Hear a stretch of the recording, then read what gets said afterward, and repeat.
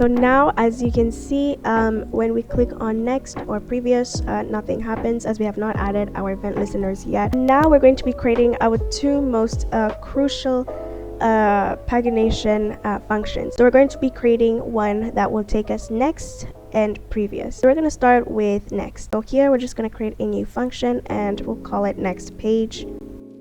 And now we also need to create an if statement, and we want to make sure that the last product that is being displayed, or the last box that is being displayed, does not exceed the total number of products in total. So now let's create that if statement.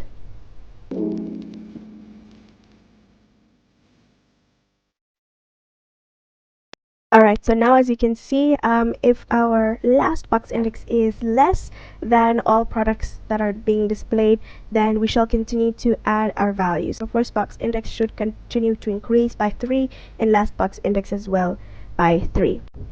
Now the second statement that we're going to add is we want to add a method. So for last box index, if it happens to be that last box index is greater than all products that are being displayed, that we want to make sure that that is not being looped over and that is not being displayed in our that is not being updated in our update page. We want to add a method called math.min, and we want to get the minimum value. So whatever last box index is, if it happens to exceed the number of products in all products displayed, then we should use, then the last box index should automatically be last products displayed.length.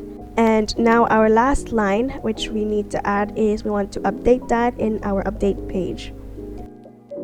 Alright, so we want to create another function which will be called prev page, and it will have a very similar logic, not exactly the same, but similar logic to what we did for next page. So we want to make sure, we want to include an if statement once again, and we want to make sure that first box index should not be updated if it is less than the boxes displayed per page. So less than, in our case, 3. So now as you can see, when we click on next or previous, nothing happens as we have not added our event listeners yet. So now as you can see, when we click on our next button, we get 3 products updated, and also when we click on previous, so our function works.